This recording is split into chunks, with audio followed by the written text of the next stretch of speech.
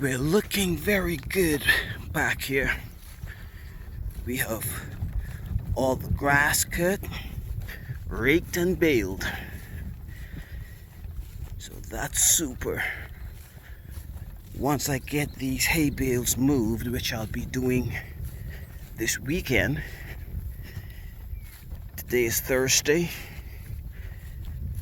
Guess Thursday evening, every evening, I'll move some.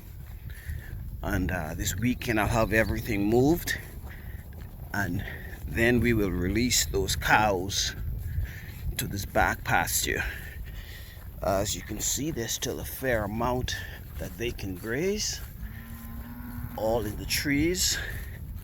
A lot of low-hanging leaves and a lot of grass is in the trees. So let me just show you here. Down here to my foot, you'll see that there's still a lot of grass down in here. So they'll be happy.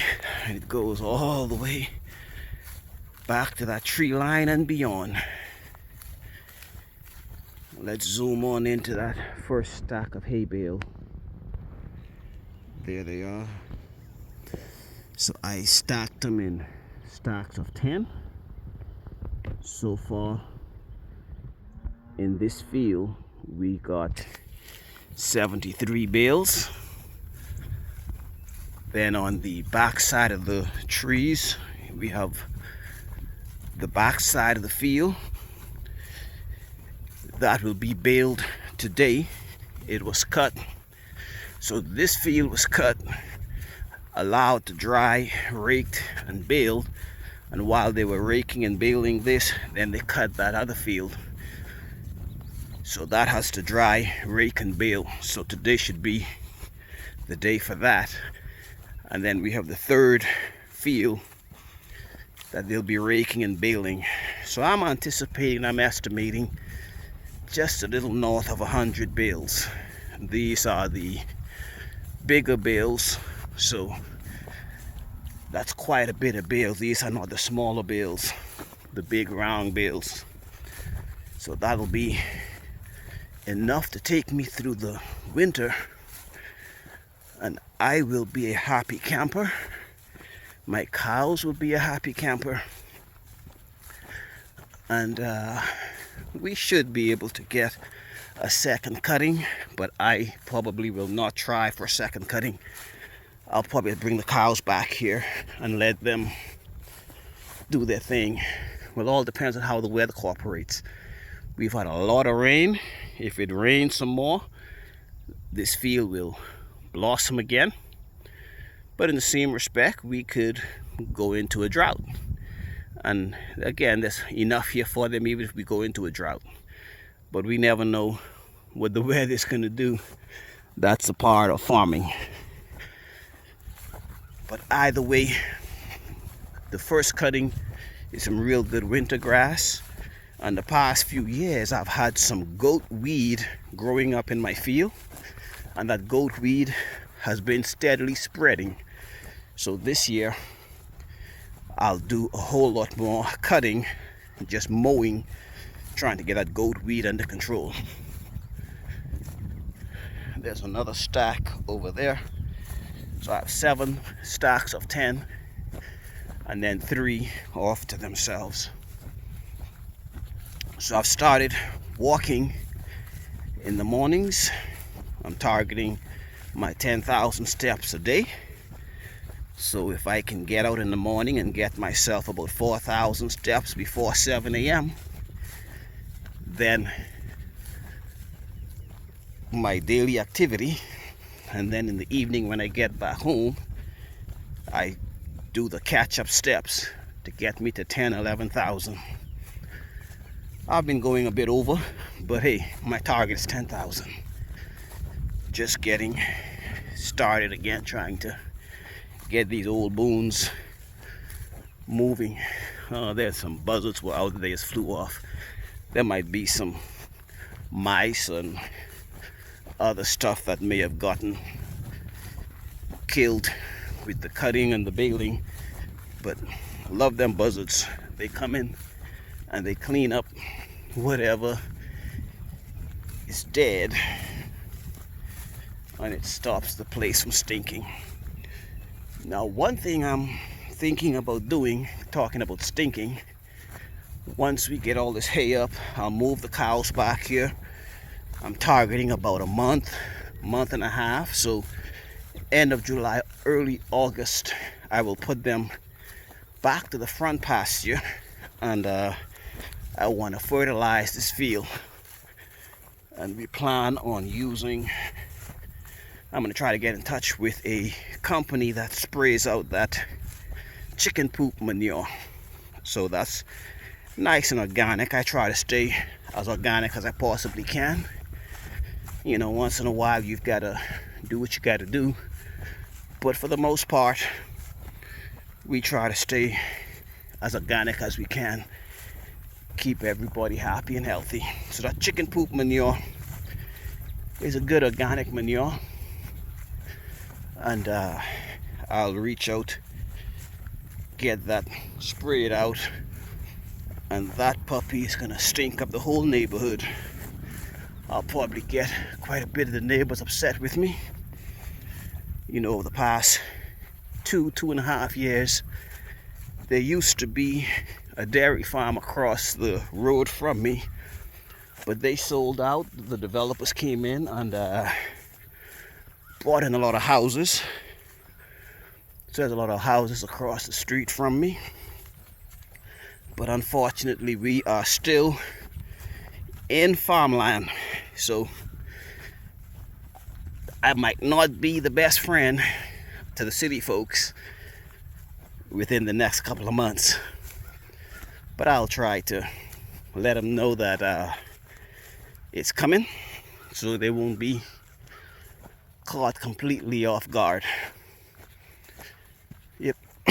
Let's get a close-up of these hay bales, and you'll see just how big these are. So turn the camera. So these hay bales are 5 by 6. They come just above my shoulder. So these are pretty big. There you go. And I've got my handy dandy walking around, because when we're cutting, we saw quite a bit of coyotes back here. Yeah, we saw some pretty big coyotes back here when we were cutting, so I just got my handy dandy in case I ran across any. But there's quite a bit of them. We do not have a shortage of coyotes. So we have some big cats, we have some big bobcats, we also have some mountain lions back here. Not that I want to just shoot any of them. Definitely coyotes. I want to eliminate coyotes, especially with my mama cows calving. Bobcats, mountain lions, they tend to stay in the trees. That's where I've seen them. Really don't see them out here in the open field the way you do a coyote. Bobcat, mountain lions, I'll let them go. I sort of kind of like them.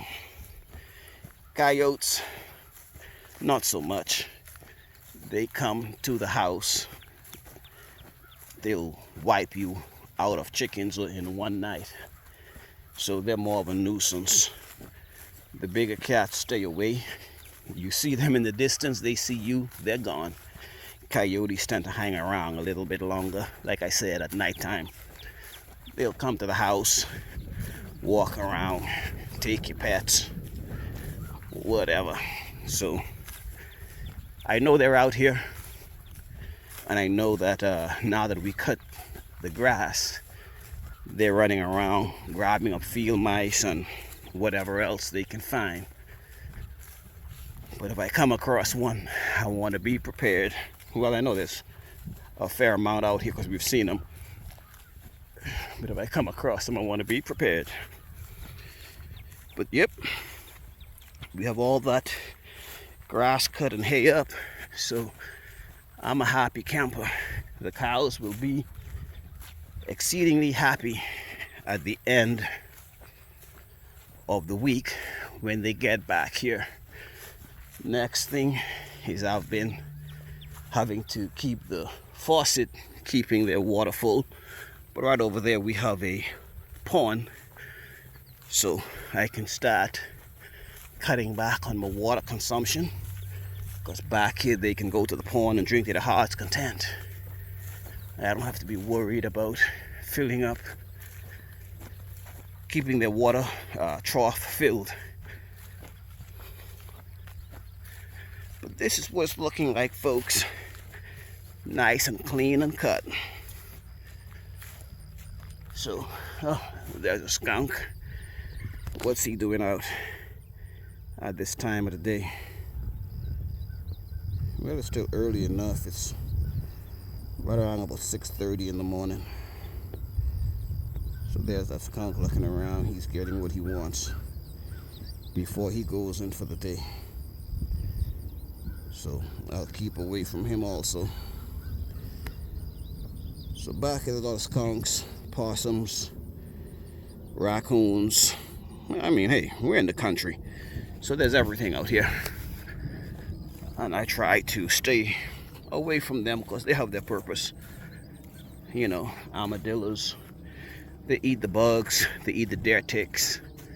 They're very beneficial. So I leave them alone as long as they leave me alone. The quickest way they get themselves into trouble is when they come up to the house. There's been a few times skunks come up to the house. The dogs get to chase them, they spray. They're outside, but the house is stink for about a week.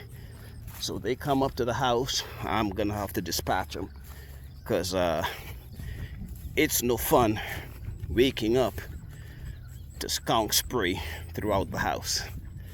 That has happened more than enough times. So long as they stay back here, they're fine. They come up to the house, they're in trouble. But I'm gonna get on with my walk, enjoying the morning. There you go, that's a beautiful morning sunrise. I'll just go ahead and make this lap around the field, get about 3,000 to 4,000 steps in, head back to the house, take a shower, and get cleaned up for the office. Yep, so that's where we are this morning. Everything's looking good. I'm a happy camper. Well, you have yourselves a wonderful day. Be safe out there and be blessed. Until next time.